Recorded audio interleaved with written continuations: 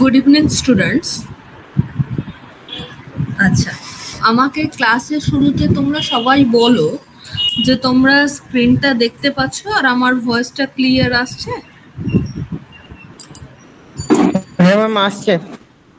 ওকে, দেখো তোমরা সকলে জানো যে আমাদের এসএলএসটি পরীক্ষার একটা নোটিফিকেশন বেরিয়েছে, কিন্তু এখনো ফর্ম ফিল আপ হয়নি, তাই তো? ফর্ম ফিল আপের ডেটটা সবার জানা তো? হ্যাঁ হ্যাঁ ম্যাম। 15 জুন, তাই তো? এবার দেখো আমাদের যে নোটিফিকেশনটা বেরিয়েছে বা পরীক্ষা হওয়ার কথা হচ্ছে, তাতে আমাদের সেপ্টেম্বর মান্থে একটা টেন্টেটিভ ধরা হচ্ছে যে সেপ্টেম্বর মাস নাগাদ আমাদের পরীক্ষা হবে সাবজেক্টিভ। এখানে এখনো পর্যন্ত কিন্তু কোনো পিটি বা প্রিলিমিনারি টেস্টের কথা বলা হয়নি। সাবজেক্ট হবে, কিন্তু একটুখানি শুধুমাত্র মার্কিং এর চেঞ্জ হয়েছে আমার, কি তাই তো? হ্যাঁ ম্যাম। একটু মার্কিং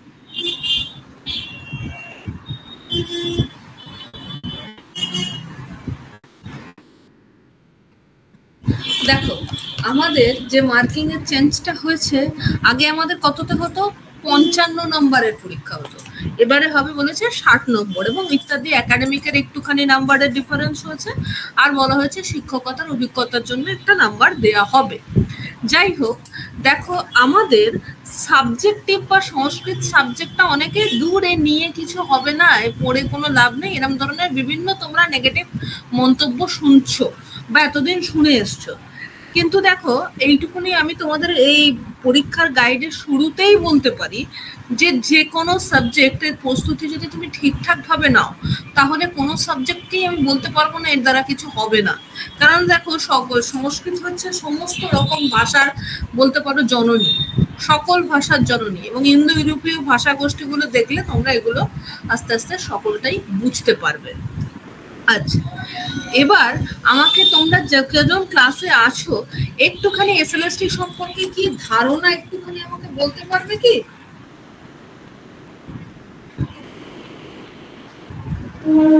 কি জানা আছে বা কি জানো একটু বলতে পারবে?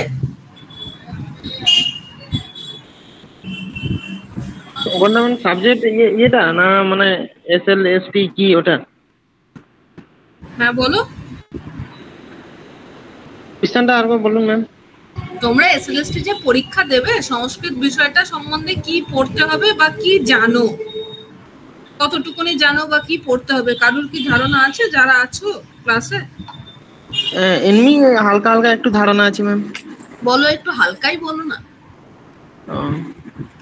ব্যাকরণ থেকে শব্দরূপ, ধাতুরূপ, সন্ধি, কারক, সমাস, এগুলো প্রত্যয়গুলো, তারপর অর্থ পার্থক্য, অসদ্ধি সংশোধন, এগুলো কারিকা, অনুবাদ, এগুলোই ব্যাকরণ থেকে।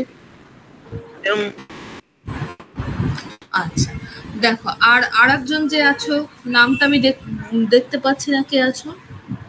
হ্যাঁ ম্যাম, আমি 2016-তে পরীক্ষা দিয়েছিলাম একবার। আচ্ছা, তো আছে মোটামুটি জানি একটু।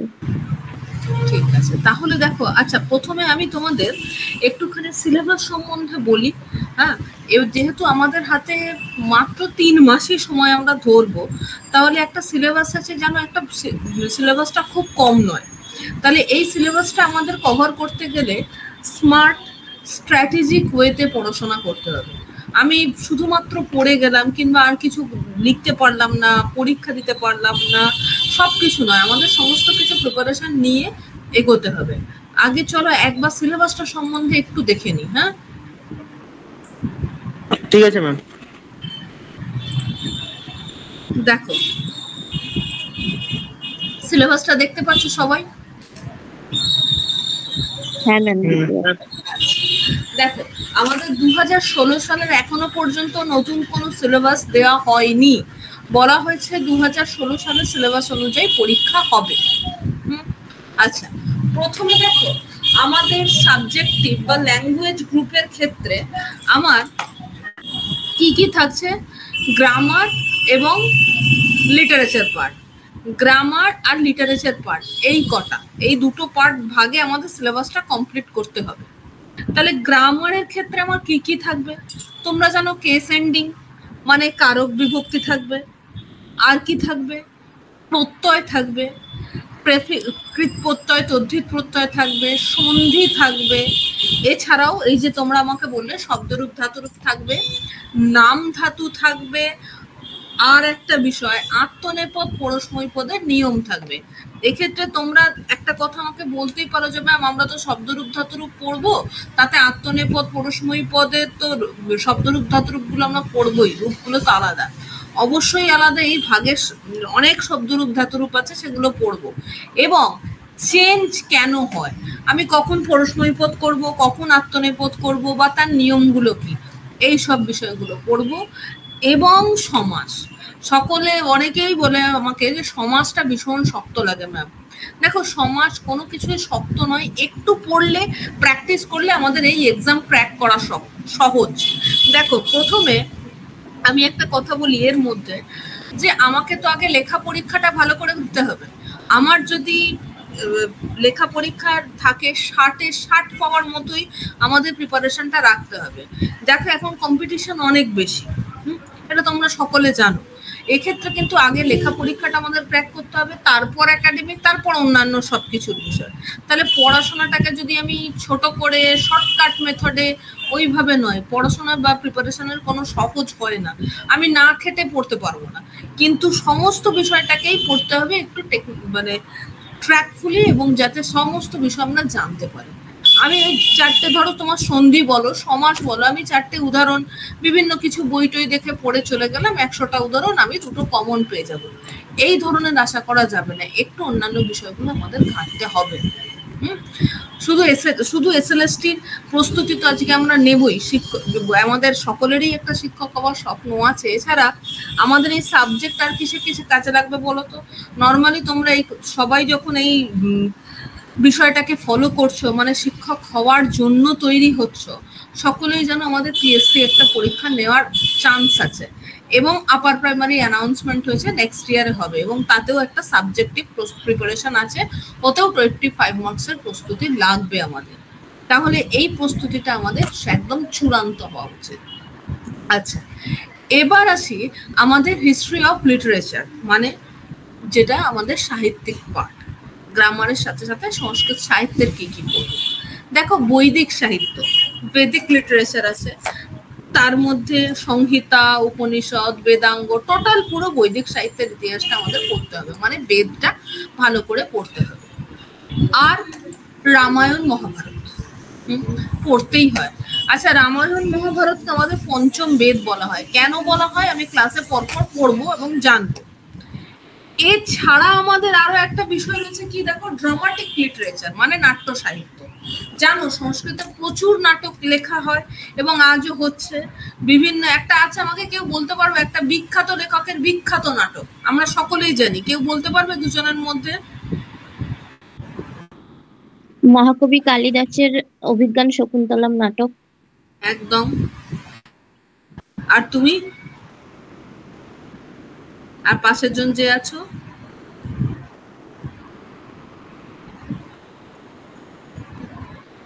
আচ্ছা দেখো, এছাড়াও আমাদের ভবভূতি, মাঘ, আরো অনেক প্রচুর প্রচুর কবি লেখক আছেন, নাট্যকার আছেন, তাদের কাব্য এবং কাব্য গদ্য সাহিত্য আছে আমাদের পড়া।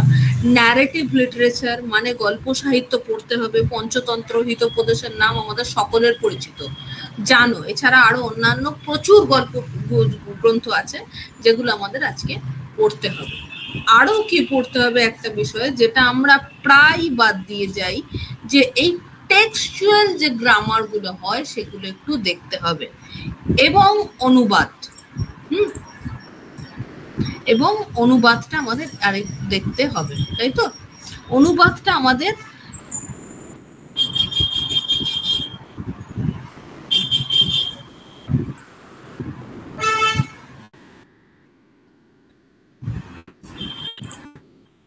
দেখো,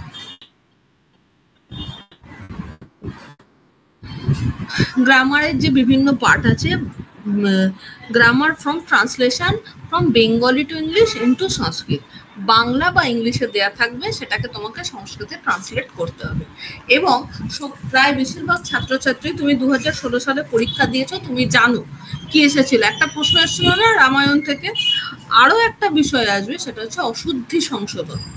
আমার যদি শব্দরূপ ধাতুরূপ পড়া থাকে, তাহলে গ্রামারের ক্ষেত্রে অশুদ্ধি সংশোধনটা করা ইজি হবে। এবং অনুবাদ আমরা আস্তে আস্তে ক্লাসে পড়তে পড়তে অনুবাদটা শিখে নেবো, কিছুই নয়, নর্মাল অন্যান্য সাবজেক্টের মধ্যে আমাদের অনুবাদটা শিখতে হবে। আচ্ছা, সিলেবাস সম্পর্কে আর তোমাদের কিছু প্রশ্ন আছে?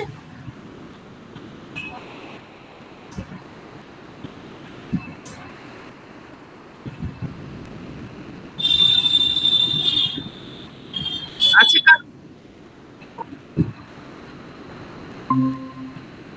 বুঝতে পারলাম না, আরেকবার বলো, একটু জোরে বলো।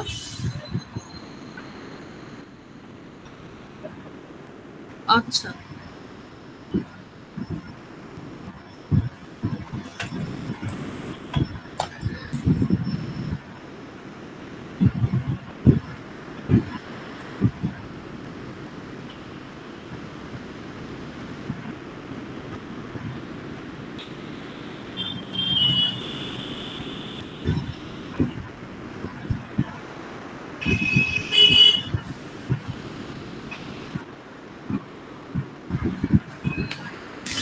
ওকে।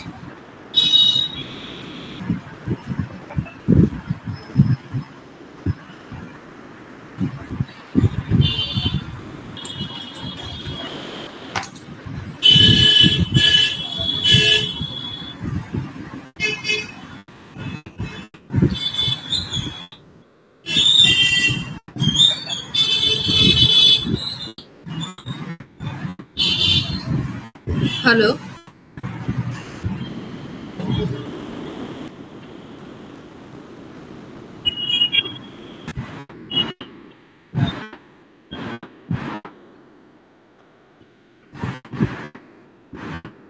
হ্যাঁ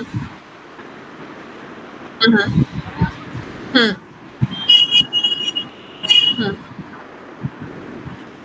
হ্যাঁ হ্যাঁ হ্যাঁ, এইটা এইটা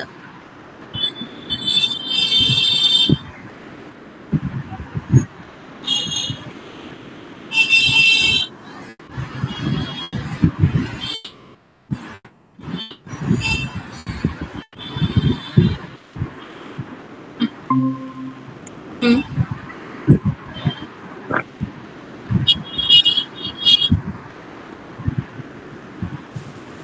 আচ্ছা, F6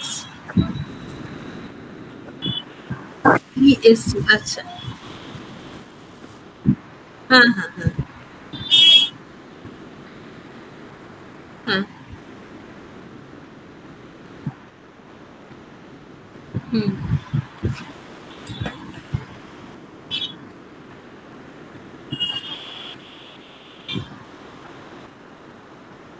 হুম হুম, হ্যাঁ হ্যাঁ হ্যাঁ,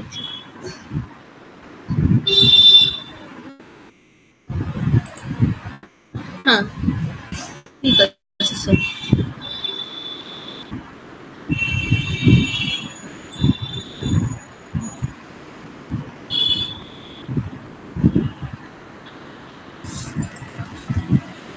তারা জয়েন হয়েছে স্যার?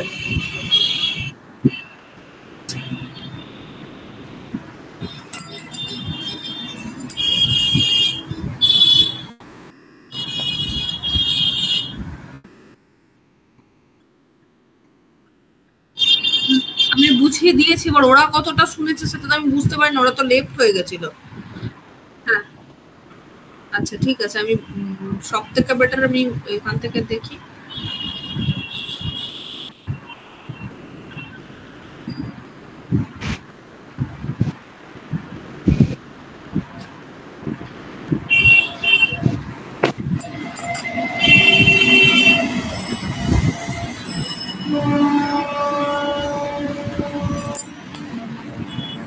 আচ্ছা, দেবদাস আর স্মৃতি লেখা আছে।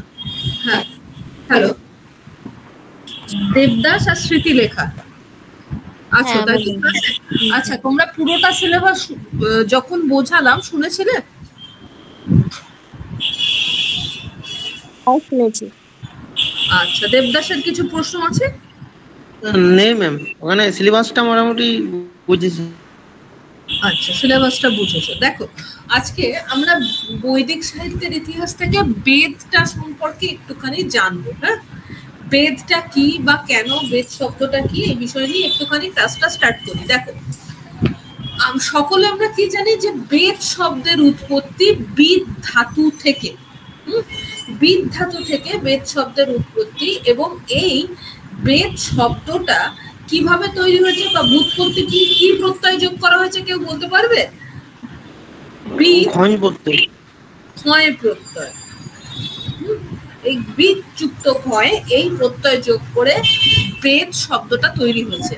আচ্ছা, আমরা কোথাও কোথাও এটা বেদ শব্দের ব্যুৎপত্তিগত অর্থ জানতে চাওয়া হয়।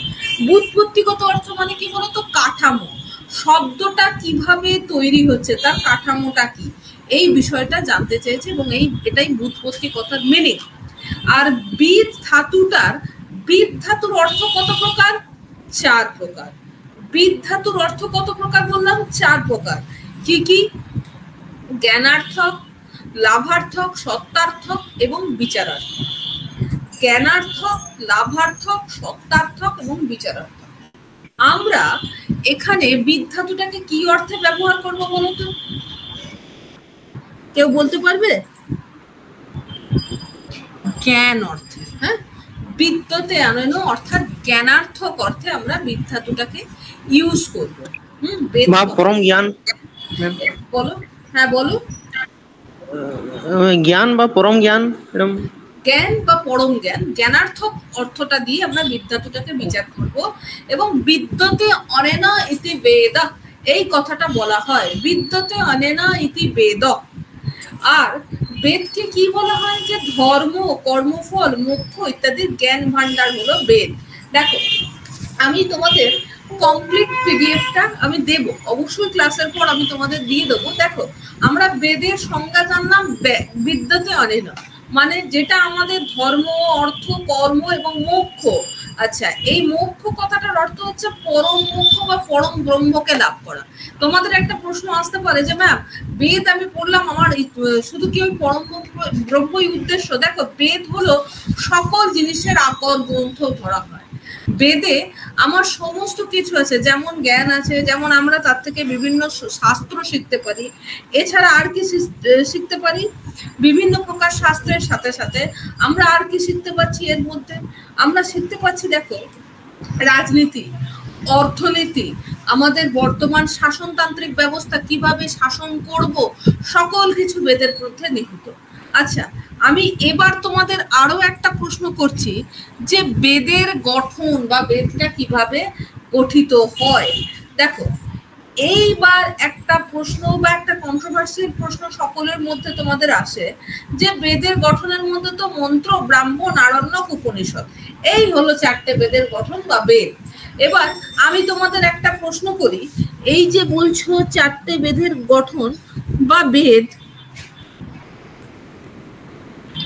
এখানে দেখো মন্ত্র, হ্যাঁ, ব্রাহ্মণ, আরণ্যক এবং উপনিষদ, আমি এই 4টে বললাম আমার বেদের গঠন। এটা কিন্তু যে কোনো বেদ। আচ্ছা, বেদ কত প্রকার, কি কি বলতে পারো? বেদ কটা? 4টে। 4টে। কি কি? ঋগ্বেদ, সামবেদ, যজুর্বেদ আর অথর্ববেদ। ঋগ্বেদ, সামবেদ, যজুর্বেদ এবং অথর্ববেদ, একদম। দেখো, আমি যদি লিখি ঋগ, সাম, যজু এবং অথর্ব, এই 4 প্রকার বেদ। এটা বেদের প্রকার ভেদ, এটা কিন্তু বেদের গঠন নয় বা বেদের অংশ নয়। অংশ মানে যেটা বেদের মধ্যে রয়েছে। তুমি যদি একটি মানুষকে নিয়ে ভাবো, একটা মানুষের মধ্যে তার চোখ, কান, নাক, মুখ সমস্ত মানুষের মধ্যে আছে, এটা তার শরীরের অংশ, কিন্তু মানুষের ভ্যারিয়েশন হয় তার বিভিন্ন ক্ষেত্রের দিক দিয়ে। আমি এই অংশটা তোমাদের বোঝাবার জন্য বললাম যে মন্ত্র, ব্রাহ্মণ, আরণ্যক, উপনিষদ, এই 4টে বেদেরই আছে। এই চারটে বেদেরই আছে, ঋগ্বেদেরও আছে, সামবেদেরও আছে, যজুর্বেদেরও আছে এবং অথর্ববেদেরও আছে। এই চারটে বেদের প্রতিটারই মন্ত্র, ব্রাহ্মণ, আরণ্যক, উপনিষদ আছে।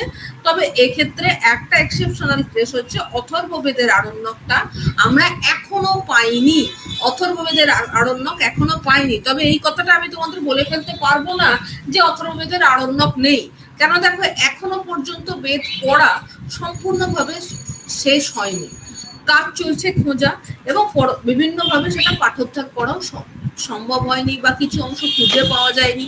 জানো, রক্ষণাবেক্ষণের অভাবে সেই সময় অনেক জিনিস আমাদের শাস্ত্র বা পুঁথি নষ্ট হয়ে গেছে। আচ্ছা, এবার আসি, দেখো যে বেদের অন্যান্য নাম বা বেদের নামান্তর গুলো কি কি? শ্রুতি। শ্রুতি কেন আমরা বেদকে বলবো? শ্রুতি কেন বলবো, কেউ বলতে পারবে? দেবদাস। হ্যাঁ ম্যাম, মানে শুনে শুনে মানে মনে রাখা হয়, শুনে শুনে মনে রাখা হয়, তাই জন্য বেদকে আমরা শ্রুতি বলি। আচ্ছা, আমি এইটাতে একটুখানি তোমাদেরকে বলি। দেখো, শুনে শুনে সেই সময় গুরু শিষ্য পরম্পরায় বেদকে শুনে শুনে মনে রাখা হতো, গুরু বলতেন, শিষ্য শুনতো, এবং পরবর্তী ক্ষেত্রে এটা প্রচুর দিন চলেছেন, তার কোনো এক শিষ্য হয়তো এটাকে লিপিবদ্ধ করেছেন। এই নিয়ে বিভিন্ন আমাদের প্রতীকী বিষয় লেখা আছে, যে তোমার গণেশ, ভগবান গণেশ বেদকে লিখেছেন, বা কেউ অনেকে বলেছেন যে কৃষ্ণ দ্বৈপায়ন বেদব্যাস, যিনি মহাভারতের রচনা করেছেন, কেউ কেউ বলেছেন যে তিনি হয়তো বেদকে লিখেছেন। দেখো, এইভাবে এখনো পর্যন্ত কে লিখেছেন সঠিক কথা বলা যায় না। বেদ শুনে শুনে মনে রাখা হতো, তাই জন্য বেদকে শ্রুতি বলা হয়। আর বেদের যে অংশ লেখা হতো সেটা কোনো শিষ্যের মুখের বাণী সেখানে লেখা হয়েছে। এছাড়াও বেদের আরো প্রতিশব্দ কি আছে? শ্রুতি, ত্রয়ী, আগম এবং ছন্দ। শ্রুতি, ত্রয়ী, আগম এবং ছন্দ। আচ্ছা, বেদকে আমরা ত্রয়ী বলি কেন? স্মৃতি লেখা, তাই তো? স্মৃতিকণা। স্মৃতিকণা। আচ্ছা, বলো তো স্মৃতিকণা, বেদকে আমরা ত্রয়ী বলি কেন? কেউ বলতে পারবে? ভুলে গেছে। ভুলে গেছো? আচ্ছা, দেখো, ঋক, আমি আগেও বললাম, আমাদের ঋক, সাম, যজুর এবং অথর্ব, এই চারটে বেদ, মানে চারটে বেদের প্রকার, বা তোমরা যদি নামই বলো, ধরো এই চারটে বেদের প্রকার, এই চারটে বেদের মধ্যে আমি হঠাৎ করে ত্রয়ী বললাম কেন? ত্রয়ী মানে তো তিনটে। দেখো, আমাদের বেদ তো চারটে, তাহলে আমি কেন বলবো তিনটে? এটা একটা ভীষণ প্রশ্ন। দেখো, এই তিনটে বেদকে আমরা ত্রয়ীর আন্ডারে রাখবো কেন?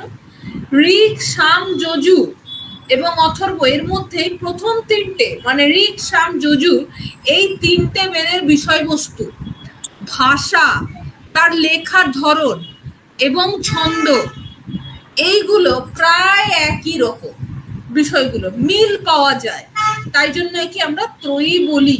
এবার বেদের বিষয়বস্তু আমি আসছি, পরপর আলোচনা করছি, কিন্তু অথর্ব বেদের ক্ষেত্রে একটু আলাদা, বিষয়বস্তু তো অবশ্যই আলাদা, এবং তার ভাষাও পরবর্তী ক্ষেত্রে আমরা অনেকটা দেখি যে চেঞ্জ হয়েছে, বা অনেকটা ইজিও হয়েছে বলা যেতে পারে। বিষয়বস্তুর দিক থেকে তো সম্পূর্ণ আলাদা, তাই জন্য এই অথর্ব বেদটাকে আমরা ত্রয়ীর অন্তর্ভুক্ত করিনি। তাহলে তোমাদের দুজনের মধ্যে একটা প্রশ্ন আসতে পারে যে ম্যাম, তাহলে অথর্ব বেদটা তো ত্রয়ী নয়, একে আমরা আপনি বেদই বা বলছেন কেন? দেখো, এটা বেদের অংশ অবশ্যই, কিন্তু একটু ধরন আলাদা, এর বিষয়বস্তু আলাদা। আমরা ঋগ্বেদে কি বিষয়বস্তু দেখব? যে বিভিন্ন তথ্য, ধর্ম, অর্থ, কর্ম, এই বিষয়গুলো নিয়ে আলোচনা করা হয়েছে। সামবেদে এই ঋক মন্ত্রগুলোরই পুনরাবৃত্তি করা হয়েছে, এবং সেটা গানের ছন্দে রচনা করা হয়েছে। তাতেও বিভিন্ন দেবতার মুখ নিঃসৃত বাণী, আমাদের কি কর্তব্য নয়, কিভাবে আমাদের একটা বলতে পারো ঋগ্বেদের বিভিন্ন সূক্তগুলো যে আছে, যেমন সরমাপানি সূক্ত, সংবাদ সূক্ত, পরপরই আমরা দেখব, এই বিষয়গুলোর মাধ্যমে, কনভারসেশনের মাধ্যমে বোঝানো হয়েছে আমাদের বাস্তব জীবন তথা চলে বাস্তব জীবন, বা বলতে পারো যে প্রতিনিয়ত যেভাবে আমরা চলি তার বিভিন্ন কাজ এর মধ্যে দিয়ে নিহিত হয়েছে, বা আমাদের চলনসই একটা জীবনধারা শৈলী এই বেদের মধ্যে নিহিত আছে। যজুর্বেদেও যজ্ঞ বেদী, তার পরিমাপ কেমন হবে, যজ্ঞগুলো আমরা কিভাবে করব, প্রতিটার নিয়ম, এই সকলগুলো আছে। দেখো, আমি এই তিনটের যে বিষয়বস্তু একটু সংক্ষেপে তোমাদের কাছে আলোচনা করলাম, তাহলে এই তিনটের বিষয়বস্তুর মধ্যে আমার দেখো একটু মিল আছে। কিন্তু অথর্ববেদের বিষয়বস্তুটা কি? অথর্ববেদের বিষয়বস্তুটা, অথর্ববেদের মধ্যে থাকছে চিকিৎসা বিদ্যা, যেটা প্রাচীন চিকিৎসা বিদ্যা, আয়ুর্বেদ শ্বাস চিকিৎসা বলা হয়। চিকিৎসা বিদ্যা নিয়ত, তার মধ্যে থেকে আমরা শল্য চিকিৎসার ধারণা পাই, চড়ক, সুশ্রুত, এ সকলের নাম আমরা অথর্ববেদে জানতে পারি। এবং আর কি, এর মধ্যে দিয়ে আমরা জাদুবিদ্যা, ব্রহ্মবিদ্যা, পিশাচাদির এই সকল কিছু বিষয় জানতে পারি। যেহেতু বিষয়বস্তুর দিক থেকে আলাদা, এর ভাষা এবং তাৎপর্যগুলোও আলাদা হওয়ার কারণে এই তিনটের থেকে এটাকে আলাদা অথর্ববেদকে আলাদা করা হয় এবং একে ত্রয়ী বলা হয় না। এইটুকুনি অংশ বোঝা গেছে?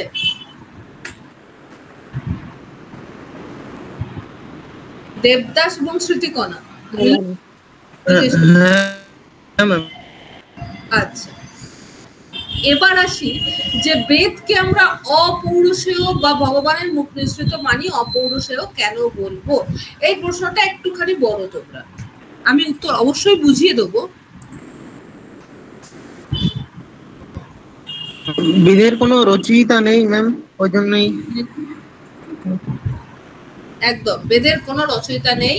একটু আগে আমি যেটা বলেছিলাম, গুরু শিষ্য পরম্পরায় মুখে শুনে শুনে লেখা হতো, তাই জন্য একে যেমন শ্রুতি বলে তেমন অপৌরুষেয় বলা হয়, যেহেতু এর কোনো রচয়িতা পাওয়া যায় না। আচ্ছা, এবার আসি আমাদের নেক্সট পয়েন্ট হচ্ছে বেদ পাঠের অধিকার আমরা কাকে কাকে দিয়েছি বা কেন দিয়েছি। হ্যাঁ, দেখো, আমাদের তৎকালীন সমাজে কিছু নিয়ম ছিল। কেন? নিয়মগুলো যাতে সমাজকে সুষ্ঠুভাবে বেঁধে রাখা যায়, একটা লাগাম ছাড়া না হয়ে যায়। তোমরা বলতে পারো, ম্যাম তাহলে তো প্রাচীন যুগে প্রচুর কুসংস্কার ছিল, তাহলে একে আপনি কি করে বলছেন যে এই আমাদের বেদ পাঠ একটা নিয়মের মধ্যে ছিল? দেখো, বেদ পাঠ ত্রৈবর্ণিক ব্রাহ্মণের জন্য, ত্রৈবর্ণিক ব্রাহ্মণ আমরা কাকে বলি? যারা ত্রিবর্ণ সংস্কার, ত্রিসংজ্ঞা আর্নিক করেন, তারা ত্রৈবর্ণিক ব্রাহ্মণ। যাদের উপনয়ন সংস্কার হয়েছে, ব্রাহ্মণদের উপনয়ন সংস্কার হতো এবং এখনো সেই প্রথা প্রচলিত আছে। এবার দেখো, এই যারা শুধুমাত্র এই ত্রৈবর্ণিক বা ব্রাহ্মণ ছিলেন তারাই বেদ পাঠ করতে পারবেন, অন্যান্য করতে পারবেন না, বিশেষ করে শূদ্র এবং স্ত্রীলোকরা তো করতে পারবেনই না। এবার দেখো, স্ত্রী ও শূদ্রদের বেদ পাঠের কোনো অধিকার তখন দেওয়া হয়নি। কেন দেওয়া হয়নি এই প্রশ্নটা আসে আমাদের সকলেরই। দেখো, স্ত্রীলোকদের, আমি একদম প্রথম দিকের কথা বলি, ঋক বৈদিক যুগে কিন্তু স্ত্রীরা বেদ পাঠ করতেন। আমরা লোপামুদ্রা,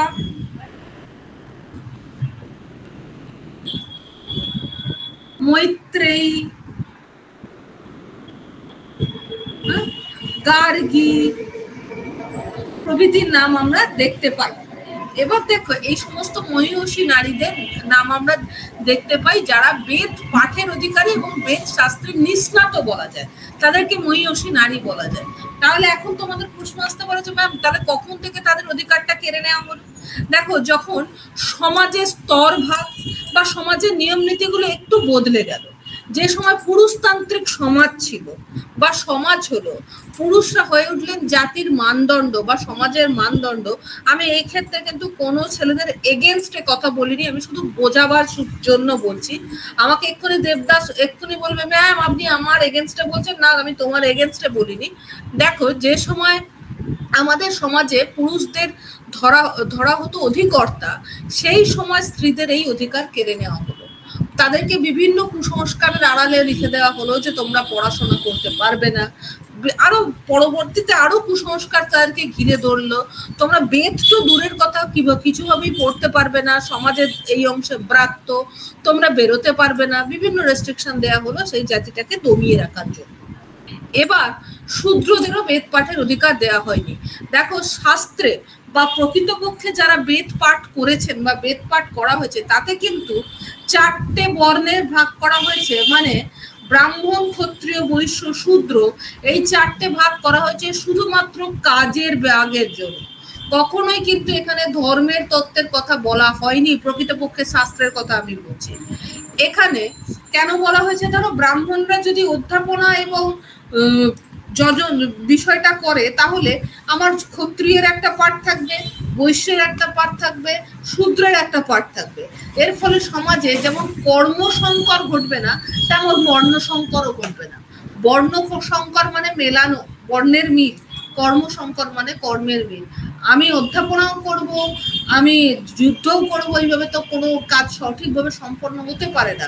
তাহলে যদি ক্ষমতাটাকে আমরা বিকেন্দ্রীকরণ করে দিই, মানে ডিস্ট্রিবিউশন করে দিই, তাহলে কিন্তু আমার সমাজটা সঠিক নিয়মে চলবে, বিষয়গুলো ঠিকভাবে চলবে। কিন্তু পরবর্তী ক্ষেত্রে কিছু স্বার্থান্বেষী মানুষ নিজের সুবিধার জন্য সেটাকে ধর্মের আলোকে নিরীক্ষণ দিয়ে একবারে ধর্মের মোড়ক পুড়িয়ে দিয়ে মানুষের কাছে প্রেজেন্ট করে, এবং সমাজটা আস্তে আস্তে কুসংস্কারের দিকে চলে যায়। আর সাধারণ মানুষের কাছে, যারা পড়াশোনা থেকে ডিটাচ ছিলেন, যারা বেদ পাঠ মানে ইভেন সংস্কৃত পড়তেই পারতেন না, কারণ পড়াশোনার চল না থাকলে তারা পড়বেন কিভাবে সংস্কৃত, তাদের কাছে শাস্ত্রের একটা ভুল ব্যাখ্যা গেল। কি শাস্ত্র আমাকে এই ভুল জিনিস শিখিয়েছে। শাস্ত্র, কোনো শাস্ত্র, আমি শুধু বেদ নয়, সে কোরআন বলো পুরাণ বলো, কোনো জিনিসই কিন্তু কাউকে ভুল ব্যাখ্যা প্রদান করে না। এইটুকুনি অংশ ক্লিয়ার হয়েছে দুজনের? হ্যাঁ ম্যাম। হ্যাঁ ম্যাম। এবার আসি, দেখো উপনয়ন সংস্কারের গুরুত্ব। উপনয়ন সংস্কারের গুরুত্ব, উপনয়ন মানে জানো চলিত বাংলায় পৈতে, এখনো ব্রাহ্মণদের মধ্যে এই সংস্কার চালু আছে। সেই সময় কিন্তু স্ত্রীদের উপনয়ন হতো, যেটা শুনে খানিকটা তোমরা অবাক হবে। আমি ঋক বৈদিক যুগের কথা বলছি। এবং তাদেরকে বেদ পাঠ করা হতো, আমি বললামই বেদ পাঠের অধিকারও দেওয়া হয়েছিল। উপনয়ন মানে স্বীকৃতি। ব্রহ্মচর্য, গার্হস্থ, বানপ্রস্থ, সন্ন্যাস, মানব জীবনের এই চারটি স্টেজ, মানব জীবনের এই চারটি স্টেজ বা চারটি স্তর সেই সময় ভাগ করা হয়েছিল একটা মানুষের জীবনে। ব্রহ্মচর্য সংস্কার মানে যখন সে পড়াশোনার মধ্যে থাকবে, গার্হস্থ যখন সে তার সংসার জীবন যাপন করবে, বানপ্রস্থ বনে গিয়ে বাস করবে, সন্ন্যাস মানে পুরোপুরি সে এই সংসার জীবন থেকে ডিট্যাচ হয়ে পরম ব্রহ্ম বা ব্রহ্ম লাভের মধ্যে তপস্যা করবে বা এই জীবন থেকে ডিট্যাচ থাকবে। এইভাবে ভাগ করে দেওয়া হয়েছে একটা মানুষের জীবনকে, মানে কোনোভাবেই যাতে একঘেয়েমি না কাজ করে। আচ্ছা, এবার আসি বেদের বিভাগ। বেদের বিভাগ তোমরা এইমাত্র বললে যে ম্যাম এই তো বললেন বেদের গঠন, বেদের অংশ, তাহলে বেদের বিভাগ কি? আচ্ছা, এই বিভাগটা হচ্ছে কিন্তু বিষয় ভেদে, হ্যাঁ, বিষয় ভেদে বেদের এই চারটে বিভাগ। কি কি বিভাগ? সংহিতা, ব্রাহ্মণ, আরণ্যক এবং উপনিষদ। সংহিতা, ব্রাহ্মণ, আরণ্যক এবং উপনিষদ, এই চারটে হচ্ছে বেদের বিভাগ। ঠিক আছে, এবার দেখো সংহিতার মধ্যে কি থাকবে, বিষয়বস্তুগুলো। বেদটা পড়তে গেলে আমার এই চারটে বিষয় পড়তে হবে, প্রতিটা বেদেরই আছে, আমি এই মাত্র বললাম। তাহলে বেদের যদি ভাগ ভাগ করে অংশ রাখা হয়, যেমন দেখো দেবতা স্তব করা হয় মন্ত্রের মাধ্যমে, তাকে সংহিতা বলা হয়। একে কখনো কখনো মন্ত্রোপনিষদও আমরা নামটা শুনবো। আর ব্রাহ্মণের মধ্যে থাকছে যজ্ঞ বা ব্যাখ্যা, এটা ঋগ্বেদেরও আছে, সামবেদেরও আছে, যজুর্বেদেরও আছে, অথর্ববেদেরও আছে। আরণ্যকের মধ্যে থাকছে তত্ত্ব আলোচনা, বিভিন্ন বিষয় তত্ত্বগুলোকে এখানে আলোচনা করা হয়েছে। আমি একটা বলে দিলাম, ধরো অশ্বমেধিক যজ্ঞ কি বলছি, আমি অন্যান্য যাই বিষয়ে শিক্ষার অধিকার বা একটা নাট্যশাস্ত্র সম্বন্ধে আলোচনা করছি, তাকে যুক্তি তর্ক দিয়ে পক্ষে বিপক্ষে যেভাবেই হোক আমি যখন রিপ্রেজেন্ট করছি, সেই তত্ত্বটা কোথায় আলোচনা করা হচ্ছে? আরণ্য। বেদ পড়তে গেলে আমাদের এই বিষয়টা পড়তে হবে। আর উপনিষদ কি? ব্রহ্মজ্ঞানের উৎস। উপনিষদটাকে আমি জানি খুব ইম্পর্টেন্ট প্রশ্ন, এবং খুব পড়তেই হবে উপনিষদ পাঠটা। কি পড়তে হবে? আমার উপনিষদ শব্দটার অর্থ কেউ জানো? আমি দুজনকে জিজ্ঞেস করলাম, কারোর জানা আছে?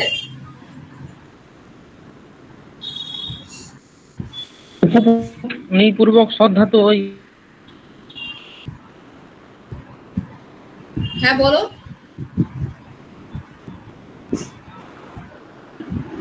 উপপূর্বক শব্দটা তো মানে ওই গঠনটা ম্যাম না? বলো না উপনিষদ কাকে বলে, গঠনটা কেউ বলতে পারলে বলো।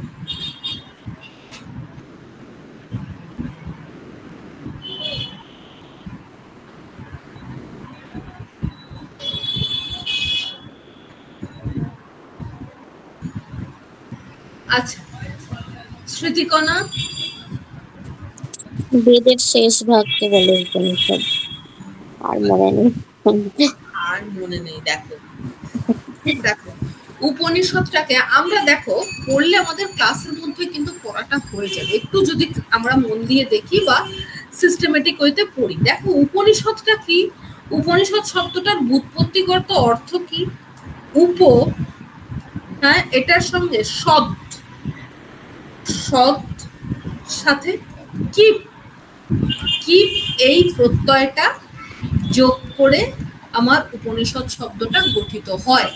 যেন বিভিন্ন মনীষীরা বিভিন্নভাবে তত্ত্ব দিয়েছে। আমরা যদি একটুখানি আচার্য শঙ্করের মতটা দেখি, তার মতে উপকথার অর্থ কি জানো? তার মতে উপকথার অর্থ হচ্ছে নিকটে। হ্যাঁ বলো। নিকটে ম্যাম, উপকথার অর্থ নিকট। নিকটে মানে আমার বেদ পড়ার জন্য বা ব্রহ্মজ্ঞান লাভের জন্য গুরুর নিকটে যাচ্ছি। উপনিষদ মানে গুরুর কাছে বসে বেদ শেখা বা গুরুর কাছে বসে আলোচনা, এক কথায়।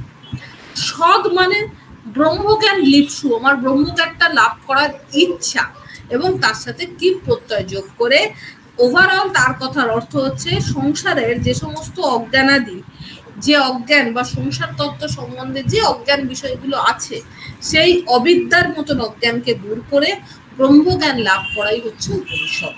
উপনিষদ কথা এটাই অর্থ। বিভিন্ন উপনিষদের নাম আমরা জানি, প্রতিটা বেদ ঋক সাম যজুর অথর্ব উপনিষদ আছে। আমরা পরে পরে যখন প্রতিটা পার্ট আলাদা আলাদা করে পড়বো তখন আমরা উপনিষদগুলোর কথা আলোচনা করব। ঋগ্বেদের উপনিষদের নাম আমাকে বলো তো, কেউ বলতে পারবে? স্মৃতিকণা? ও বলবে ম্যাম আমাকে ছাড়ছে না।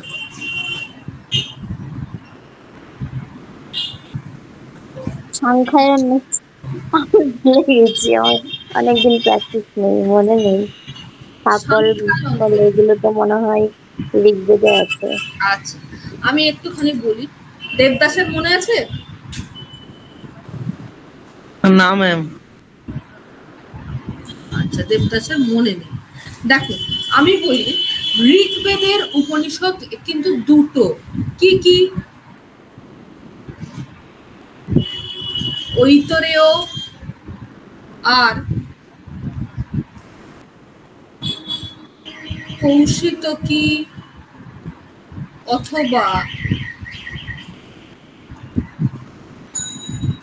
সাংখ্যায়ন। কৌশিতকী অথবা সাংখ্যায়ন, এই দুটো নামই আমাদের পড়তে হবে পরীক্ষার জন্য, কারণ এমসিকিউ টাইপের প্রশ্নে একটা দিয়ে দিলে একটা পড়লে কিন্তু বুঝতে পারবে না। আচ্ছা একটুখানি ঋগ্বেদ সম্বন্ধে আমরা জানি। দেখো প্রাচীনতম বেদ কি? ঋগ্বেদ। ঋগ্বেদ। প্রাচীনতম বেদ কোনটা? ঋগ্বেদ। এই ঋগ্বেদের কটা মন্ডল যদি ভাগ করি? 10টা মন্ডল এবং 1017টা সূক্ত। আর ঋগ্বেদের বিভিন্ন শাখা প্রচলিত আছে, কেউ কেউ বলেছেন 12টা শাখা, কেউ বা 8টা শাখা। বর্তমানে সর্বাধিক প্রচলিত শাখা হলো শাকল শাখা এবং বাসকল শাখা। এই শাকল শাখার মধ্যে 1017টা সূক্ত আছে। সূক্ত কাকে বলবো? যে ছন্দের আকারে মন্ত্রগুলো রয়েছে তাকেই আমরা সূক্ত বলবো। এই সূক্ত কিন্তু বানানটা একটু দেখো, দন্তস্বয় দীর্ঘ কয়তয় সূক্ত, বানানের এদিক ওদিকে অর্থের তফাৎ হয়ে যাবে। হ্যাঁ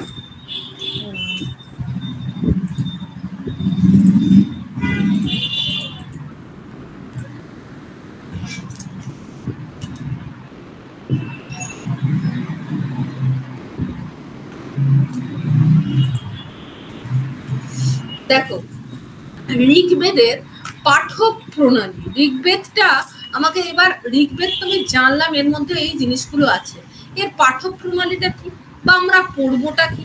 দেখো ঋগ্বেদ পড়তে গেলে আমার 11 প্রকার বা 11 প্রকার পাঠের পদ্ধতি আছে। কি কি দেখো, আগে কি কি নামগুলো জানি, তারপর আমরা এই পয়েন্টটা বিষয়ে আলোচনা করব। দেখো, পদপাঠ, সংহিতা পাঠ, জটা পাঠ ইত্যাদি এখানে বলা আছে। এছাড়াও শিখা পাঠ, পারলে তোমরা একটু নোট করে নাও বা লিখে নাও। শিখা পাঠ, মলা পাঠ,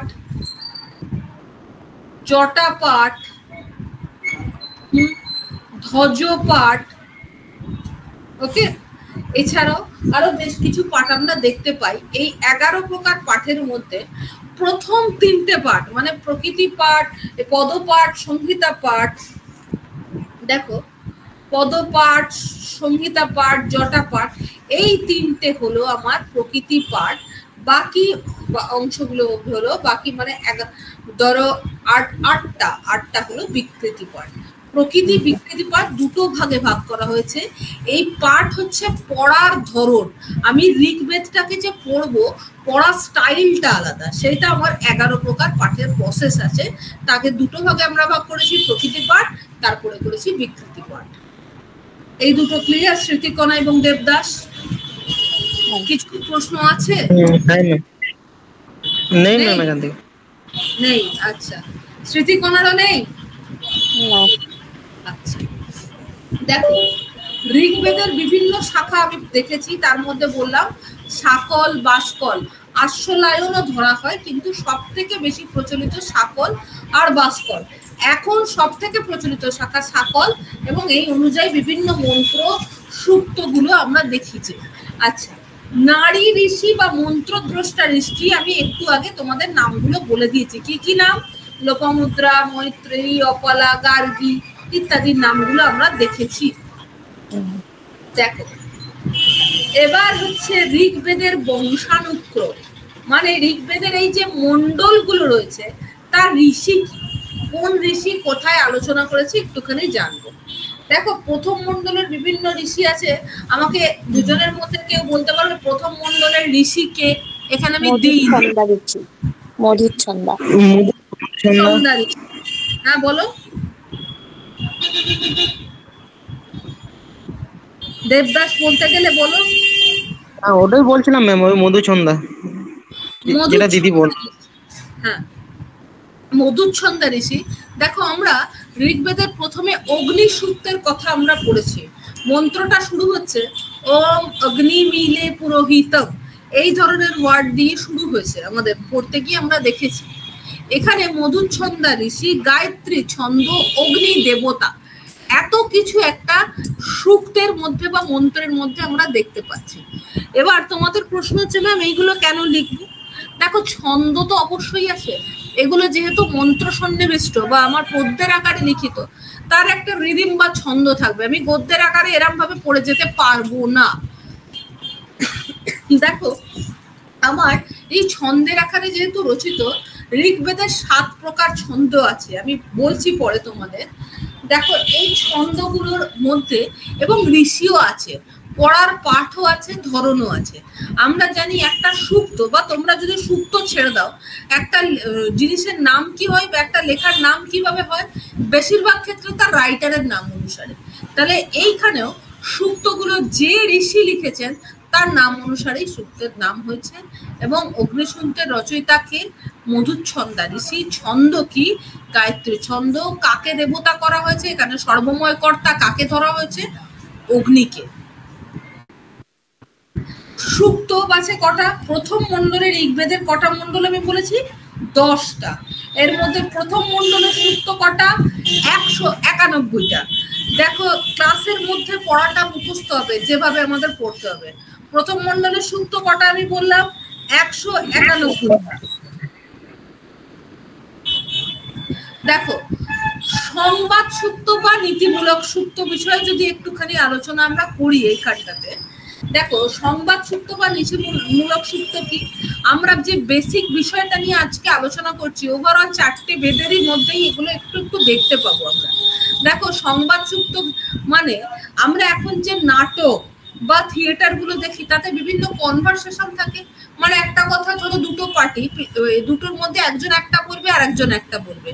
সংবাদ সূক্ত এইগুলোর বীজ কিন্তু নিহিত আছে বেদেই। হ্যাঁ, তোমরা জানো যে বেদের বিভিন্ন অংশ থেকে বরদ মুনি নাট্যশাস্ত্রের ধারণা পেয়েছেন। আমরা এসএলএসটিতে নাট্যশাস্ত্র পড়বো, তখন ওই নাটকগুলো সম্বন্ধে তো দেখতেই পাবে। তোমরা সকলেই অভিজ্ঞান শকুন্তলম নাটকটার সাথে সকলে পরিচিত। এবার দেখো কি কি সংবাদ সূত্র বা নীতিমূলক সূত্র কি আমাদের জীবনের চলার পথে কিছুটা এগিয়েছে, কি জমজমি সূত্র, সরমাপারি সূত্র, অভ্যস্ত লোকমুদ্রা, এনাদের মাধ্যমে যে কনভারসেশন সেই বিষয়ে কিছুটা আলোচনা করা হয়েছে। এবার দেখো সূক্তগুলো, অক্ষ সূক্ত আমরা পড়ে এসেছি সকলে। গায়ত্রী মন্ত্র আমরা জানি, গায়ত্রী মন্ত্র, গায়ত্রী মন্ত্র কোথায় পাওয়া যায় কেউ বলতে পারবে?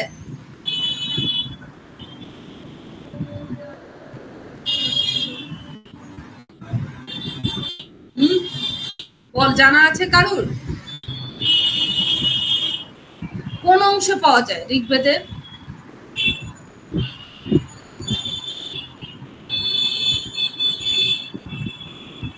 জানা নেই। দেখো ঋগ্বেদের একদম শেষ, হ্যাঁ ঋগ্বেদের একদম শেষ 38 নম্বর সূক্তে, আমার নবম মণ্ডলের 38 নম্বর সূক্তে আমরা এই গায়ত্রী মন্ত্রটা দেখতে পাই। খুব ইম্পর্টেন্ট প্রশ্ন, একটুখানি খাতাতে নোট রেখো। আচ্ছা, ঋগ্বেদ সম্বন্ধে এত কিছু জানলাম, একটু সামবেদ সম্বন্ধে জানি। দেখো সামবেদের আমরা জানি গানের আকারে রচিত সামবেদ, এবং সামবেদের দুটো বিভাগ, কি পূর্বার্চিক, উত্তরার্চিক। ওভারঅল সামবেদে আমরা কত প্রকার মন্ত্র দেখবো? 1810টা মন্ত্র আছে। এর মধ্যে 75টা মন্ত্র নতুন ভাবে রচনা করা হয়েছে। বাকিগুলো ঋগ্বেদের মন্ত্রগুলোকেই গানের আকারে এখানে গাওয়া হয়েছে সামবেদে। আচ্ছা, সামবেদে যখন গানের আকারে রচনা করা হয়েছে, তাহলে কিছু কিছু এখানে গানের প্রকারভেদও আছে বা সাম গানও আছে। দেখো এখানে আমরা 5 প্রকার সাম গান বা সামবেদে মন্ত্রগুলো যখন উচ্চারণ করব, গানের আকারে তার 5টা ভাগ আছে। কি কি? হিক্কা, প্রস্তাব, উদ্গীত, প্রতিহার এবং নিধান। এইগুলো আমাদের একটু পরীক্ষার জন্য মনে রাখতে হবে। তোমাদের এমসিকিউ টাইপের প্রশ্ন হবে, যে কোনো একটা তুলে দিয়ে প্রশ্ন করতেই পারে এটা কি বা এটা কিসের প্রকারভেদ। আর সামবেদের শাখাগুলো কি কি? রামায়ণীয়, কোনো কোনো জায়গায় তোমরা রানায়ণীয় কথাটাও পাবে, ভুল নয় কথাটা, কৌথুমী এবং জৈমিনীয়, এই 3টে শাখা আমরা দেখতে পাই। সামবেদ সম্পর্কে কোনো প্রশ্ন আছে দেবদাস এবং শ্রুতিকণা? না। তাহলে যজুর্বেদটা একটু বেসিক বিষয়টা জানি। হ্যাঁ ম্যাম। দেখো যজুর্বেদটা কি?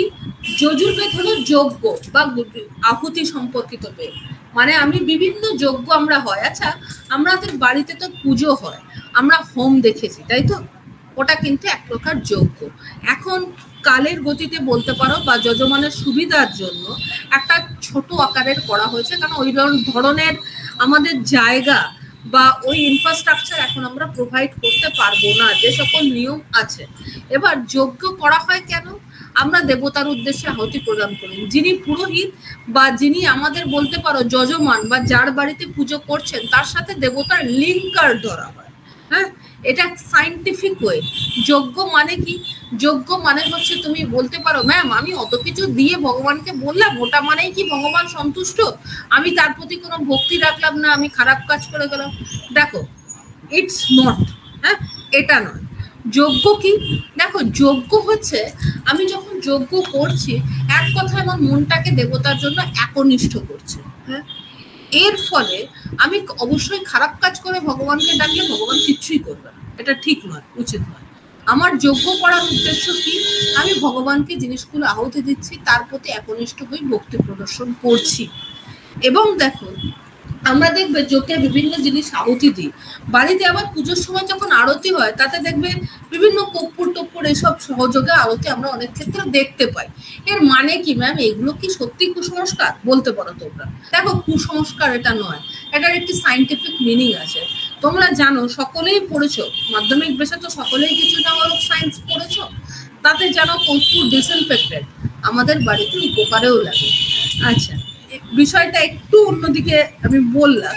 একটুখানি আগে যজ্ঞ সম্বন্ধে বলেছি, এবার একটু বেদ সম্বন্ধে জানি। দেখো যজ্ঞ বেদ বলতে গেলে কিন্তু কম সময়ে আলোচনা করা। আচ্ছা বলি, দেখো যজ্ঞ বা আহুতি সম্পর্কিত বেদই হচ্ছে যজুর্বেদ, হ্যাঁ এই বিষয়টা। এবং এখানে গদ্য ও পদ্য দু ধরনের মন্ত্রের সন্নিবেশই যজুর্বেদে আছে। গদ্যাত্মক মন্ত্র আছে। যজুর্বেদের দুটো ভাগ, শুক্ল যজুর্বেদ এবং কৃষ্ণ যজুর্বেদ। ওকে, এবার দেখো যজ্ঞের নামগুলো কি। কোথাও কোথাও আমরা দেখেছি অগ্নিহোত্র যাগ, চতুর্মাস্য যাগ, এই প্রতিটার নিয়ম আলাদা, প্রসেস আলাদা এবং ফাংশন আলাদা। নিষ্ঠম, জ্যোতিষ্ঠম ইত্যাদি যাগের নাম আছে। এই প্রশ্নটা খুব আসে তোমাদের, জ্যোতিষ্ঠম কি? বেশ কিছু বছর আগে এই প্রশ্নটা রিপিটেডলি 2-3 বছর এসেছে। আমরা প্রশ্নগুলো যখন দেখব তখন দেখতেই পাবো। আচ্ছা, যজুর্বেদের শাখা ভেরি ভেরি ইম্পর্টেন্ট। দেখো যজুর্বেদের দুটো শাখা আমরা জানি, শুক্ল যজুর্বেদ, কৃষ্ণ যজুর্বেদ। এবার সংহিতা ভাগ, আমি আগেই বলেছিলাম বেদের 4টি অংশ, মন্ত্র বা সংহিতা, ব্রাহ্মণ, আরণ্যক, উপনিষদ। তাহলে শাখা দুটো কি কি শুক্ল যজুর্বেদের? সংহিতা কি? বাজসানয় সংহিতা এবং তৈত্তরীয় সংহিতা। বাজসানয় সংহিতা ও তৈত্তরীয় সংহিতা। দেখো আর দুটো উপশাখা তৈত্তরীয় সংহিতার মধ্যে, বা দুটো উপশাখা আমরা দেখতে পাই, কান্য আর মাধ্যন্দিন। কান্য শাখা, মাধ্যন্দিন শাখা, এটা কৃষ্ণ যজুর্বেদের অংশ। ওকে, কিছু জিজ্ঞাসা আছে? দুজনকে আমি জিজ্ঞেস করলাম। আচ্ছা, অথর্ববেদ। অথর্ববেদটা একটু দেখি। দেখো আমি আগে বলেছি যে বেদের 3টে, ঋক, সাম, যজু। দেখো ঋক, সাম, যজু এই 3টে বিষয় আমরা পড়লাম, বিষয়বস্তুগুলো। দেখো 3টে পড়ে তোমরা কিছুটা হলেও মিল পেয়েছো, হ্যাঁ। কিন্তু অথর্ববেদের বিষয়টা কিন্তু একটু আলাদা। এর মধ্যে চিকিৎসা বিদ্যা নিহিত আছে, ইন্দ্রজাল, ভৈষজ, অভিচার, এই সমস্ত মন্ত্র আছে, এবং সাধারণ জীবনের বিভিন্ন সমস্যার সমাধানমূলক কিছু মন্ত্র বা উপায়ের মধ্যে আমরা নিহিত অবস্থায় দেখছি, হ্যাঁ। এবার অথর্ববেদেরও আমার বেশ কিছু জিনিস জানার আছে। এর বৈশিষ্ট্য কি? একে খাত্র বেদ বলা হয়। অথর্ববেদকে খাত্র বেদ বলা হয়। এটা স্পেসিফিক একটি সম্প্রদায় এই বিষয় নিয়ে রিসার্চ করতেন। এর শাখা কি? খুব ইম্পর্টেন্ট প্রশ্ন। অথর্ববেদের শাখা কি? সৌনকীয় এবং কৈপল্লাদ। পৈল কিন্তু নয়, সৌনকীয় এবং কৈপল্লাদ। এবং মন্ত্রের প্রকার কি কি মন্ত্র আমি একটু আগে তোমাদের বলেছি। আয়ু মন্ত্র, হ্যাঁ, আয়ু লাভ কি করে হবে? পিশাচ নাশক মন্ত্র, মানে ভূত প্রেত ইত্যাদি ইত্যাদি যাকে পিশাচ করা হতো, সেই পিশাচ নাশক মন্ত্র এবং পৌষ্টিক মন্ত্র। ওকে, এবার দেখো আমার এই কটা অংশ তো পড়লাম, কারোর কিছু অসুবিধা আছে? না না, যতটুকুনি আমরা পড়লাম একটুখানি দেখে নিই। আমাদের কি পড়লাম একটু যদি রিভিশন করে দেখতে চাই কি হবে, যে দেখো বেদের আমরা মৌলিক ভিত্তি কি, বা বেদ জ্ঞান আমাদের ভারতে এলো কেন, আমাদের সারা পৃথিবীতে বেদটা পড়তে হয় কেন, এই বিষয়টা আমরা জানলাম।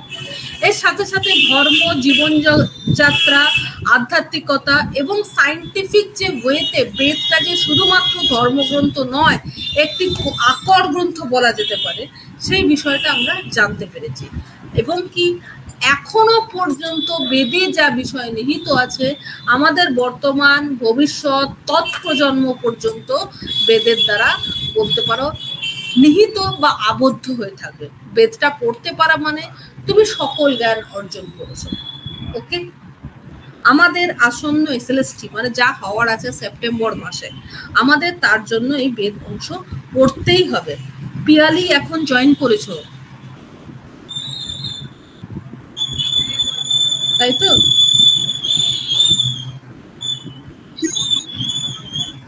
জয়েন করলাম, দেখলাম এখন। আচ্ছা আচ্ছা আচ্ছা, যারা এই ক্লাসটা করলে, যারা ক্লাসটা করলে, দেখো বেশ কিছুটা ক্লাস তো হয়ে গেল, হ্যাঁ, হয়েই গেল, শেষ হয়ে গেল বলতে পারো। যারা নতুন জয়েন করলে আমি তাদের জন্য বলছি, কে কে জয়েন করলে নতুন? পিয়ালি আছো, আর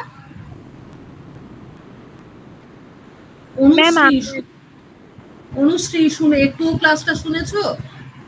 অপূর্ব শেষের দিকে করেছি, শেষের দিকে। শুভ্র, অপূর্ব একটু বুঝেছো? না ম্যাডাম, এই মাত্র আমি জয়েন হলাম।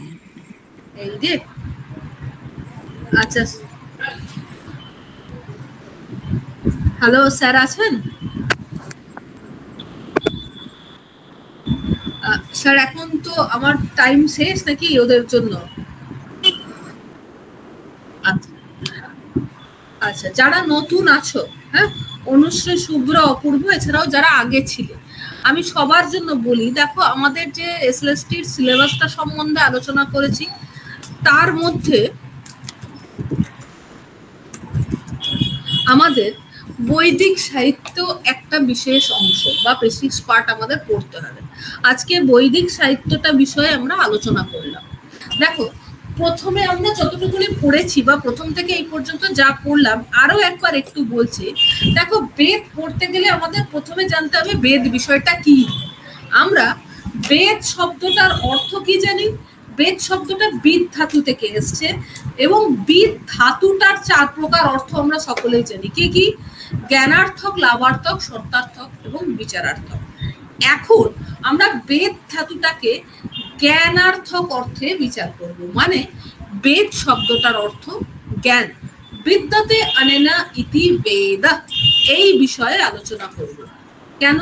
বেদের মধ্যে আমার কি জিনিস নিহিত তোমরা সকলে জানো। বেদের মধ্যে কি জিনিসটা কি নিহিত? যে ধর্ম, অর্থ, কর্মফল, মোক্ষ, এই সকলের জ্ঞান ভান্ডার হলো বেদ। আচ্ছা, যারা আছো তাদের জন্য আমি বলি, বেদ কত প্রকার তোমরা জানো? বেদের প্রকার বলেছি আমি, নামগুলো জানো তো? আমি শুভ্রকে জিজ্ঞেস করি, কত প্রকার,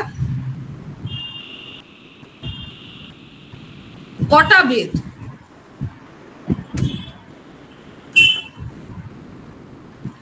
চারটে। ঋক, সাম, যজু এবং অথর্ব, তাই তো? এই 4টে বেদের আমরা গঠন এবং বিষয়বস্তু সকল কিছু আলোচনা করেছি। দেখো, বেদের গঠনের ক্ষেত্রে, মানে প্রতিটা বেদের গঠন, এটা কিন্তু বেদের ভাগ নয়, বেদের গঠন। প্রতিটা বেদের কিন্তু এই 4টে করে অংশ আছে: মন্ত্র, ব্রাহ্মণ, আরণ্যক এবং উপনিষদ। এই 4টে অংশ নিয়ে প্রতিটা বেদ গঠিত। তবে এক্ষেত্রে আরো একটা কথা আমার বলে রাখার, অথর্ব বেদের কিন্তু আরণ্যকটা এখনো পর্যন্ত আমরা পাইনি। কিন্তু আমরা বলতে পারবো না যে আরণ্যক নেই, কারণ এখনো পর্যন্ত পুরো বেদটা পড়ে ওঠা সম্ভব হয়নি, পড়ার কাজ চলছে। এবার দেখো, বেদের গঠন তো জানলাম, এবার বেদের বিভিন্ন প্রতিশব্দ আছে। আমরা জানি বেদকে শ্রুতি কেন বলবো, বেদ শুনে শুনে মনে রাখা হতো। আর কি, বেদকে আমরা অপৌরুষেও বলতে পারি। কেন বলতে পারি? কারণ বেদের কোনো রচয়িতা পাওয়া যায় না। আমি আগেই বলেছি বেদকে শ্রুতি বলা হতো, গুরু শিষ্য পরম্পরায় বেদ শুনে শুনে মনে রাখা হতো, তাই জন্য বেদকে আমরা শ্রুতি বলি। আর তাই, এবং বেদের রচয়িতার কোনো বিশেষ স্পেসিফিক্যালি কাউকে পাওয়া যায় না, বা কোনো অধিক লোককেও পাওয়া যায় না, তাই বেদ অপৌরুষেও বলা হয়, ভগবানের মুখনিসৃত বাণী। ওকে, এবার দেখো, বেদ পাঠের অধিকার বা বেদ পাঠ কারা করতে পারবে। আমরা বিভিন্ন কন্ট্রোভার্সির মধ্যে দিয়ে জানি যে শুধুমাত্র আগেকার সেই সময় ত্রৈবর্ণিক ব্রাহ্মণের কর্তব্য ছিল, স্ত্রী এবং শূদ্রদের সামাজিক নিয়ম মতো কর্তব্য ছিল না। কিন্তু ঋক বৈদিক যুগে স্ত্রীরা বেদ পাঠ করতে পারতেন। শুধুমাত্র এই যে ব্রাহ্মণ, ক্ষত্রিয়, বৈশ্য, শূদ্র, এই 4টে ভাগ শুধুমাত্র ছিল কর্মের ভিত্তিতে, ধর্মের ভিত্তিতে নয়। পরবর্তী ক্ষেত্রে মানুষ আমাদের সুবিধার জন্য এটাকে ধর্মের মোড়ক দিয়ে সকল মানুষের কাছে প্রচার করেছিল। এটা শুধুমাত্র কিছু স্বার্থান্বেষী মানুষ বা সম্প্রদায় করেছিল। আর কি, উপনয়ন সংস্কার হতো, এটা একটি ধার্মিক নীতি, কিন্তু এর একটি উপযুক্ত সময় বা বয়স থাকতো যে উপনয়ন সংস্কার করে তবে সে বেদ পাঠ করতে পারবে বা পড়ার অধিকার থাকবে। গুরু শিষ্যকে তার শিষ্য হিসাবে স্বীকৃতি দেবে। এটা ব্রহ্মচর্য সময় গ্রহণ করা হতো। আচ্ছা, এরপরে আমরা কি আলোচনা করেছিলাম যে বেদের ভাগ। আমি আগেও বলেছি যে বেদের মধ্যেই 4টে অংশ আছে, সংহিতা, ব্রাহ্মণ, আরণ্যক এবং উপনিষদ। এর মধ্যে সংহিতার মধ্যে দেবতা স্তব, ব্রাহ্মণের মধ্যে যজ্ঞ তার ব্যাখ্যা, আরণ্যকের মধ্যে বিভিন্ন তথ্য বিষয় আলোচনা করা হতো, আর উপনিষদ হলো পরম ব্রহ্ম জ্ঞান লাভের যে বিষয়। কারণ উপনিষদ কথার মধ্যেই আছে গুরুর কাছে বসে শিষ্য যখন ব্রহ্ম জ্ঞান লাভ করে, সকল সংসারের অবিদ্যার উচ্ছেদ করে যে বিদ্যা বা মোক্ষ লাভ করে, তাই হচ্ছে উপনিষদ।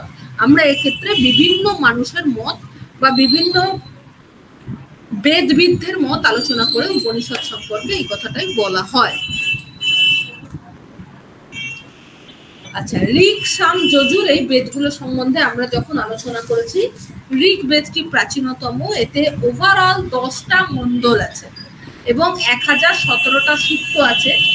বেদের 1017টা সূক্ত আছে। সূক্ত মানে মন্ত্র, ছন্দবদ্ধ লাইন। সাকল শাখা, সাকল, বাসকল, আশ্রলায়ন, বিভিন্ন শাখা প্রচলিত। আমরা পরে পরে দেখবো। তার মধ্যে সাকল শাখাটা পরিচিত এবং এর নিরিখেই ভাগগুলো আমরা দেখেছি। পাঠ প্রণালী, আমরা ঋগ্বেদটা যে পড়বো, আর 10,472টা ঋগ একটু লিখে নিতে পারো তোমরা। 10,472টা ঋগ আমরা দেখি বা মন্ত্র আমরা ঋগ্বেদের সকল শাখায় দেখতে পাই। পাঠক প্রণালী, 11 প্রকার পাঠক প্রণালী আমরা ঋগ্বেদের মধ্যে দেখতে পাই, মানে পড়ার পদ্ধতি। তাকে আবার দুটো ভাগে ভাগ করেছি। 11টা ভাগকে কি কি? প্রকৃতি পাঠ, বিকৃতি পাঠ। দেখো, পদপাঠ, সংহিতা পাঠ, জটা পাঠ, শিখা পাঠ, মলা পাঠ ইত্যাদি বেশ কয়েকটা প্রকার নিয়ে 11টা পাঠ। তার মধ্যে প্রথম তিনটে পাঠ হলো প্রকৃতি পাঠ, বাকি অংশগুলো হলো বিকৃতি পাঠ, বা বাকি 8টা হলো বিকৃতি পাঠ। এই পড়ার স্টাইল এর মাধ্যমে আমরা ঋগ্বেদটাকে পড়বো। শাখা, আমি এইমাত্র বলে গেলাম সাকল, আশ্রলায়ন। তার মধ্যে সাকল আর বাসকল শাখাটাই বহু প্রচলিত এবং প্রচুর মহিষী নারী, আমি আগেও বলেছি, স্ত্রীরা ঋগ্বেদের সময় বেদ পাঠ করতে পারতেন বা বেদ পাঠের অধিকারী ছিলেন। তাদের নাম আমরা জেনেছি, লোপামুদ্রা, অপালা, মৈত্রেয়ী, গার্গী ইত্যাদি মহিষী নারী ছিলেন যারা বেদ পাঠ করতে পারতেন। আর ঋগ্বেদের 10টা মণ্ডল, তাদের ঋষিদের নাম যেমন মধুচ্ছন্দা, প্রথম মণ্ডলের ঋষি আমাদের মধুচ্ছন্দা। এছাড়াও ভরদ্বাজ, বিশ্বামিত্র, বশিষ্ঠ। প্রথম মণ্ডলটা আমাদের সকলেরই জানা, অগ্নিসূক্ত জানা প্রথম মণ্ডলে আছে। তাতে দেবতা, ঋষি সকলের নাম আছে এবং ঋষিদের নাম অনুসারেই আমাদের মন্ত্রের নাম হতো বা মণ্ডলের নাম হতো। দেখো, ঋগ্বেদের মধ্যে গায়ত্রী মন্ত্র আমরা পাই, অক্ষসূক্ত আমাদের পরিচিত সূক্ত। দেখো, এগুলো নীতিমূলক সূক্ত বলা যেতে পারে, অক্ষসূক্ত। যারা অক্ষসূক্তটা ডিটেলস পড়েছো বা আমি পরবর্তী ক্ষেত্রে তোমাদের এসএলএসটি প্রিপারেশনের ক্ষেত্রে এগুলো অক্ষসূক্ত আমি ডিটেলস পড়িয়ে দেব, সেক্ষেত্রে তোমরা দেখতে পারো যে কোনো কিছুর প্রতি অতিরিক্ত আসক্তি ভালো না। এবং এই আসক্তির জন্য যে একটি পরম্পরা ধ্বংস হয়ে যেতে পারে, তা অক্ষসূক্তের মধ্যে আমরা দেখতে পাই। অক্ষ মানে কি বলতে পারো কেউ, যারা নতুন জয়েন করেছো? অপূর্ব, অনুশ্রী, অক্ষ ক্রীড়া মানে কি জানা আছে?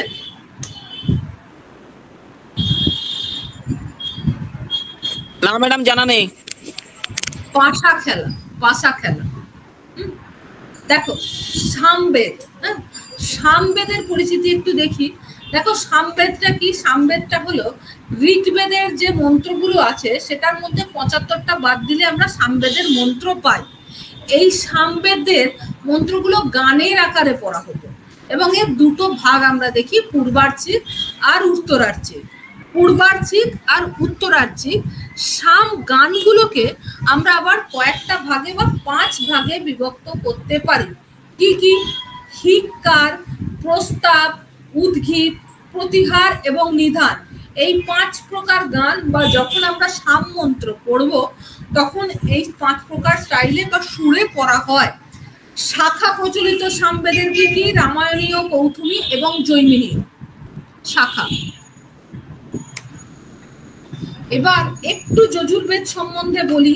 তোমরা একদম ক্লাসের শেষে জয়েন করলে, তাই জন্য একটুখানি রিভিশন মতন বলছি। দেখো যজুর্বেদের কি আছে, যজ্ঞ বা আহুতি সম্পর্কিত বেদই হলো যজুর্বেদ, যেখানে যজ্ঞের নিয়ম থাকবে। এটা গদ্য পদ্য দুটো ক্ষেত্রেই এই যজুর্বেদের মন্ত্রগুলো আছে, এবং এর দুটো ভাগ আমরা দেখতে পাই, শুক্ল যজুর্বেদ, কৃষ্ণ যজুর্বেদ। কি কি ভাগ বললাম? শুক্ল যজুর্বেদ, কৃষ্ণ যজুর্বেদ। আর কি দেখো, যজ্ঞের বিভিন্ন নাম আমরা দেখবো, চতুর্মাস্য যাগ, অগ্নিষ্ঠম, জ্যোতিষ্ঠম প্রভৃতি যাগযজ্ঞ বা শ্রৌত যাগগুলো দেখবো, এবং যজুর্বেদের পুরো ভাগ আমরা পরের ক্লাসে ডিটেলসে প্রতি ভাগগুলো পড়তে থাকবো। দেখো আমি প্রথমেই বলেছিলাম যে ভাগ বা বেদের গঠনে 4টে ভাগ আছে, সংহিতা, ব্রাহ্মণ, আরণ্যক এবং উপনিষদ।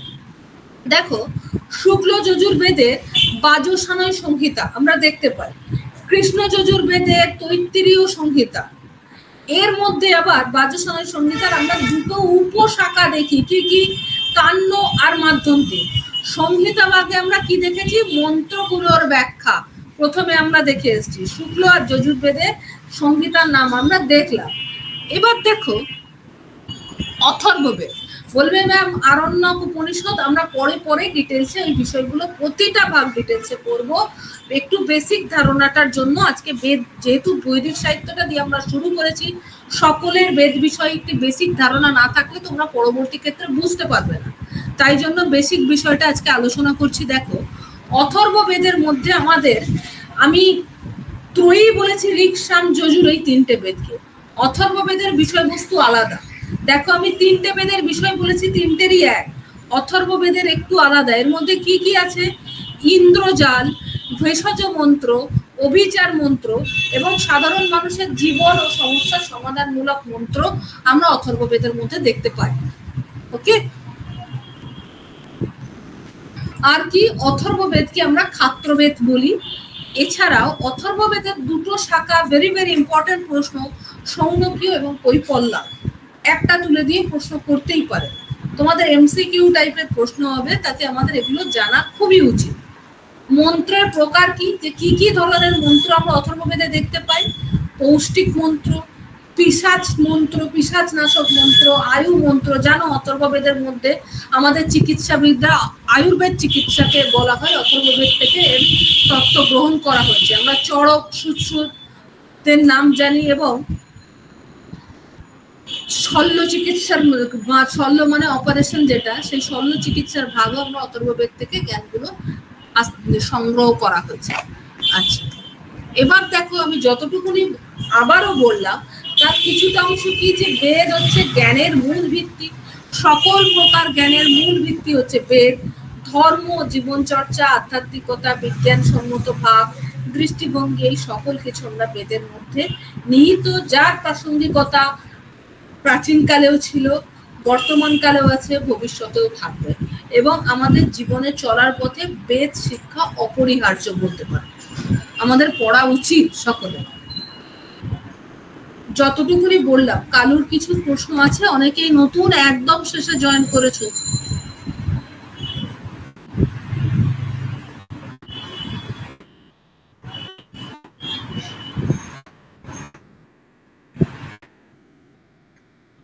কালুর কিছু প্রশ্ন আছে? না ম্যাডাম, ঠিকই আছে।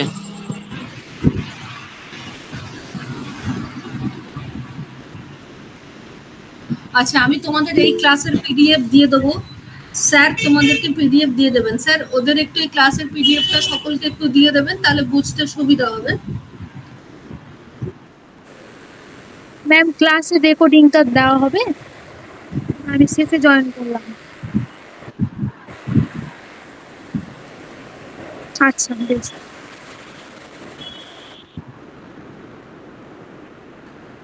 না না না, আজকের মতন শেষ হয়েছে।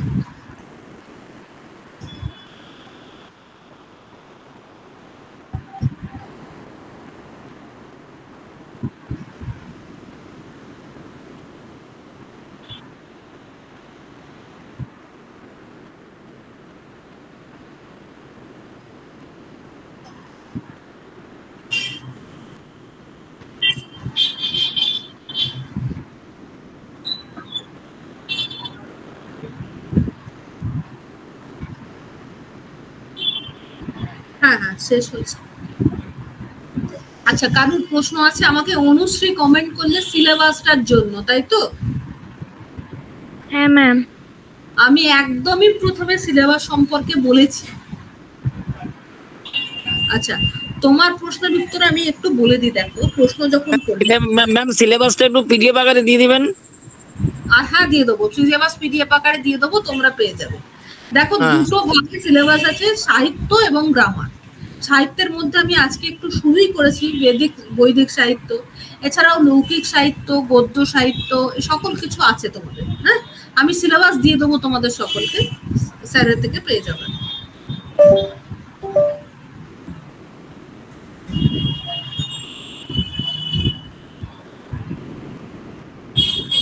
আর কারোর কিছু জিজ্ঞাসা আছে?